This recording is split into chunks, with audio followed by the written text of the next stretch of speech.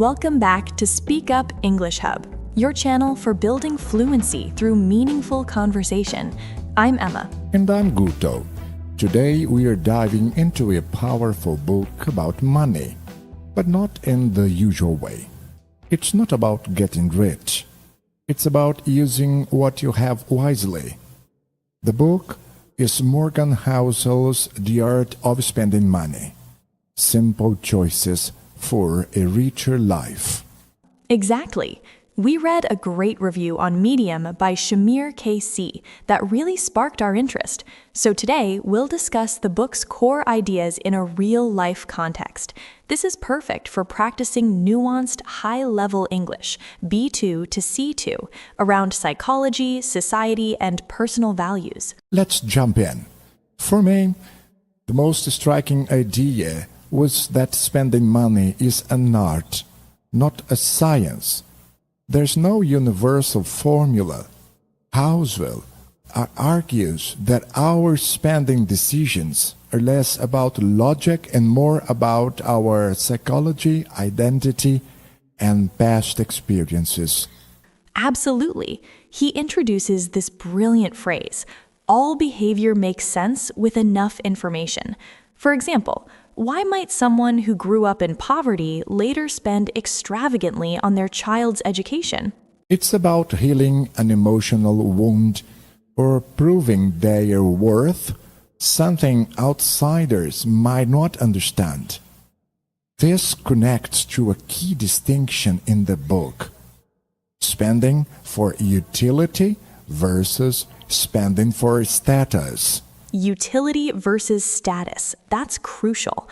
Utility is when you buy something because it genuinely improves your life. Status is when you buy something to change how others perceive you. Housel says we often confuse the two. A classic example: choosing between a fully loaded, comfortable Toyota and the basic entry-level BMW. The Toyota might offer more actual pleasure, but the BMW badge offers social signaling. Which one you choose says a lot about your priorities. And this ties into what I found most profound, the idea that the most valuable financial asset is not needing to impress anyone. When you free yourself from that need, your desires shrink and your contentment grows. It's a form of independence. That's the ultimate goal, isn't it? Financial independence. But Housel redefines it. It's not just about a huge bank account. It's a spectrum, from being able to handle a small emergency to having complete control over your time. Every dollar saved is a purchase of a little more freedom. Which brings us to the danger of social debt. This is a hidden cost. When you buy a flashy car or a huge house, you're not just spending money. You might be creating envy, changing friendships, and raising your own expectations. It's a debt paid in stress and changed relationships. Like the story of the drug dealer Frank Lucas, who wore a $100 million coat to a fight. He got the attention he wanted and immediately attracted the police.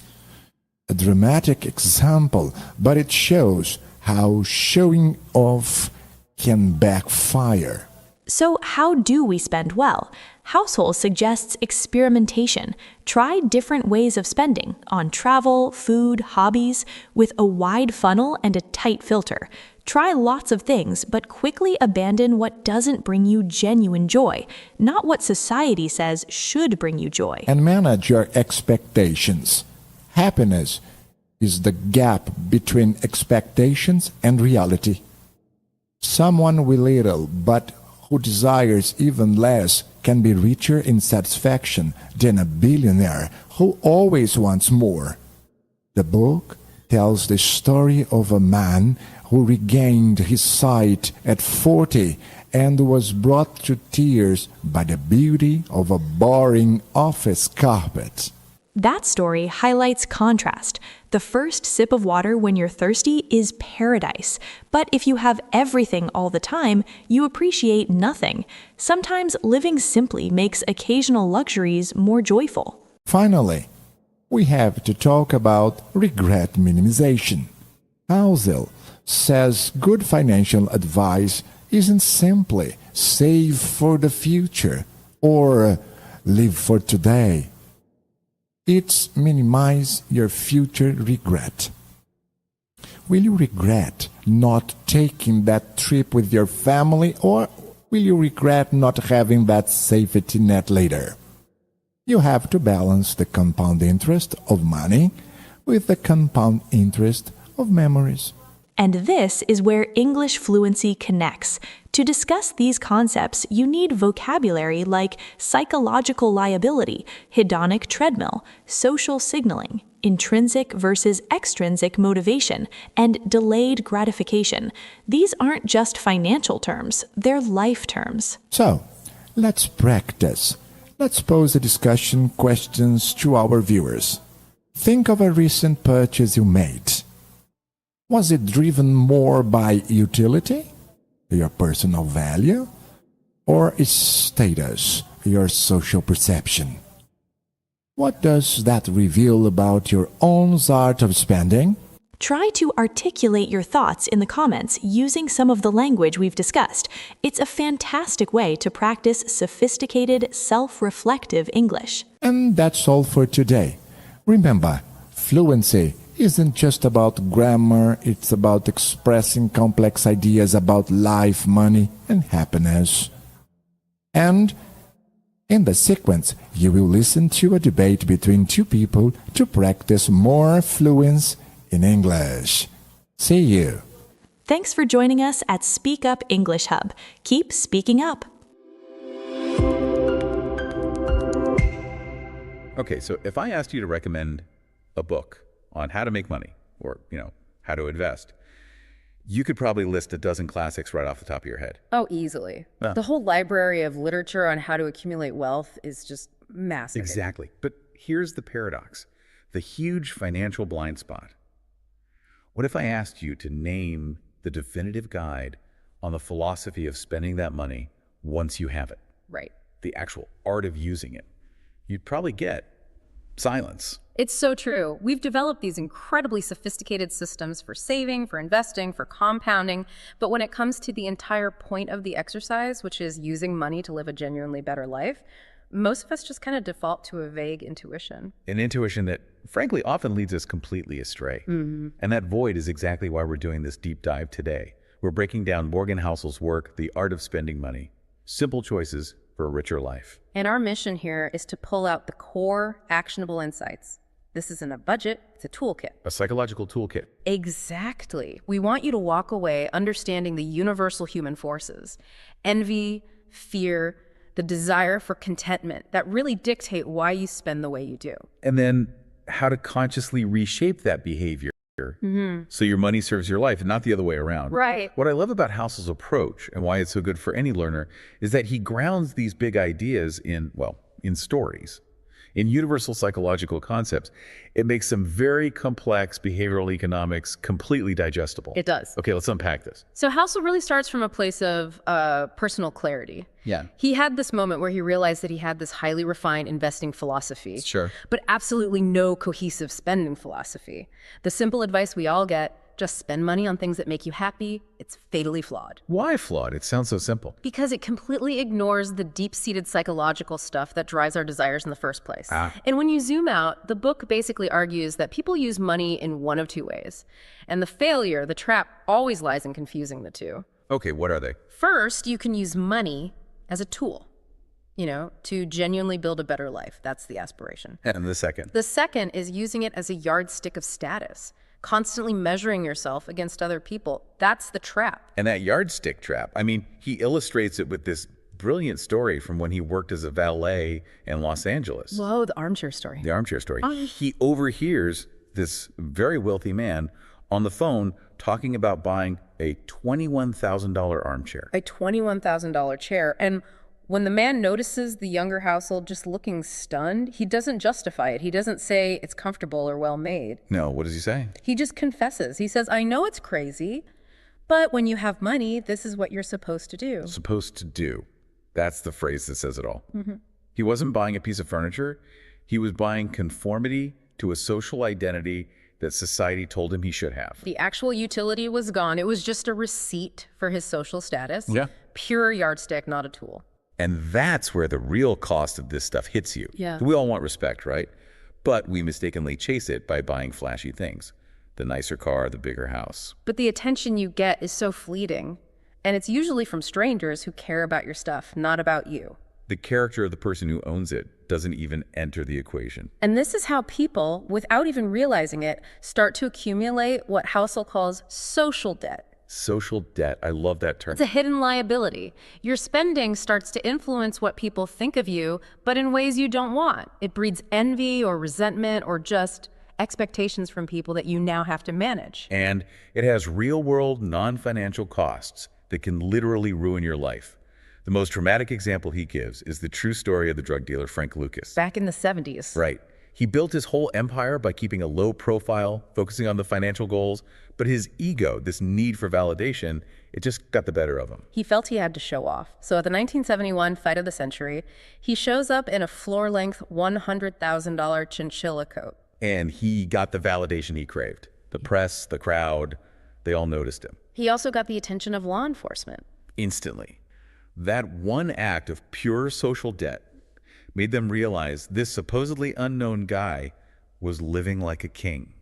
It led directly to his arrest and a 70-year prison sentence. The status symbol led to a total loss of control. It's such a powerful example. And this whole exhausting need to look up at the next level. C.S. Lewis had a name for it. He called it the inner ring. The inner ring. Yeah, this constant struggle to break into the next exclusive social circle. But the moment you get inside one, you realize the happiness you expected isn't there, and your focus just shifts to the next ring up. The goalposts are always moving. Always. Housel says it's a game that is never permanently won. So what's the solution? How do you get off that hamster wheel? The relief comes when you focus on the things money can't buy. If you gain respect and admiration for who you are, your character, your sense of humor, the need for all those flashy, socially indebted possessions, just shasta, it plummets. Okay, so let's pivot. If money isn't a yardstick for status, what is the internal measure of wealth? What is true wealth? This is where Housel contrasts financial net worth with what he calls psychological wealth. Which is what exactly? It's contentment. And it's having the proper expectations. The wealth that truly matters is internal. And he tells this just profoundly moving story about his late grandmother-in-law. Right. For 30 years, she lived on only $1,800 a month from Social Security. No big assets, no pension. Wow. And yet, he says she was one of the happiest people he ever knew. Her joy came from her garden, from watching birds, from her family. She had almost no financial wealth, but she had unlimited psychological wealth. Because her desires were perfectly aligned with her circumstances. Perfectly. That's a beautiful idea, but for someone struggling with student loans or just high cost of living, doesn't that feel a little abstract? How do you practically lower your expectations when the world is constantly telling you to want more? That's why you have to frame desire as a form of debt. The contentment formula is pretty clear. Happiness is the gap between your expectations and your circumstances. So if your expectations are always racing ahead of your income, You'll be perpetually unhappy. Desire is a debt that you have to pay off before you're allowed to feel happy. The truly wealthy are just the people who have mastered their expectations. so if contentment is the psychological return, what's the greatest financial return money can buy? Oh, it's independence. Without question. Having total control over your time, your schedule, the freedom to design your life your way. This is the quiet goal that all the shiny objects try to obscure. And you can see the cost of losing that control in the story of the NBA star Antoine Walker. He earned over $100 million in his career. $108 million. And yet, because of his lifestyle and this massive load of social debt supporting a huge entourage, he was bankrupt within 5 years of retiring. He lost control of his money, and then a judge was dictating every small financial decision in his life. Now, compare that with the NFL player and mathematician John Urschel. An incredible story. He earned a fraction of what Walker did, but he saved and invested almost all of it. He walked away from the NFL with immediate financial independence. Able to go pursue his PhD at MIT on his own terms. Right. And whose life outcome do we all admire? It's Urschel's, the person who kept absolute control. Wealth without independence is its own kind of poverty. So, if independence is the goal, how do we get there? If there's no universal formula for spending, how do you figure out your own art of spending? The path starts with this really profound insight from psychology, which is all behavior makes sense with enough information. Meaning what? Meaning your unique spending habits, the things you splurge on, the things you're frugal about, they're all a product of your past. They reflect what you feared or what you were denied when you were younger. Here's where it gets really interesting for me. Housel tells the story of a father who grew up in extreme poverty. Yes. And he insisted his daughter attend the single most expensive college she got into. The tuition wasn't just about education for him. Not at all. It was a social trophy. A deeply personal one. By buying that high-status education, he was symbolically healing a lifetime of emotional wounds, of being told no. And this isn't new. There was a newspaper headline from 1929 at the peak of the Roaring Twenties that said, "The more you were snubbed while poor, the more you enjoyed displaying your wealth." It's the same pattern. People aren't being irrational. They're just acting predictably based on their own history. So for you listening, trying to navigate your own history, Housel gives a few really concrete hints. And the first one is to stop obsessing over the tiny decision. Yes. Focus on the $30,000 questions. Right. Your housing, your car, education. These are the things that make up the vast majority of your spending. Obsessing over a $3 latte is often just a distraction from your $300,000 mortgage. Your time is so much better spent optimizing the big stuff. And the second hint is that you have to experiment mercilessly. I like that phrase. Experiment mercilessly. You adopt a wide funnel and a strong filter. So spend extravagantly on the things you think you might love, and at the same time, cut ruthlessly on the things you don't care about. So you can find your unique thing that genuinely brings you joy. Exactly. And finally, you have to maintain what he calls mental liquidity. This one is huge. It's about not getting trapped by your own financial identity. Especially what he calls frugality inertia. This happens when a lifetime of necessary saving becomes so ingrained in your personality that you can't ever spend reasonably, even when your finances have dramatically improved. The psychological pain of breaking the habit is just too much. Here, so your money is controlling you, not serving you. Mental liquidity is the ability to change those core beliefs when your life changes. You have to have the freedom to loosen the purse strings when the time is right. Otherwise, what was all the saving for? This brings us to that classic conflict, right? Save for the future or live for today. Housel argues the only truly good advice is to look forward and ask one question. What's that? How do I minimize future regret? And that's tricky because what you regret changes so much depending on your stage of life. When you're a young parent, you might regret not having enough financial security. But when you're older, you're more likely to regret missed experiences, missed opportunities. So how does money help minimize that regret? In two critical ways. First, by investing in good memories. This is the closest thing you have to living fully today while also compounding value for tomorrow. And we're not always talking about expensive trips here. Not at all. Often it's the quality, uninterrupted time. Playing Legos on the floor with your kids, a focused dinner with friends, that's what compounds into real happiness. It's about presence and control over your time. And second, saving for the future creates independence today. Every dollar you save isn't just a claim check on the future.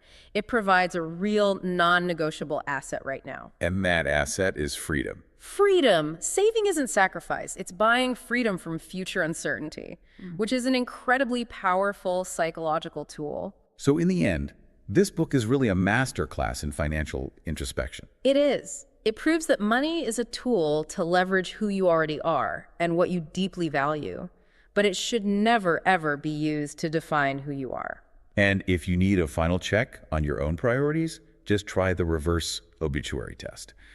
Fast forward 50 years, what do you want to be loved for? Your character, your empathy, your kindness. That's what will be on the list. Not your car's horsepower, not your home's square footage.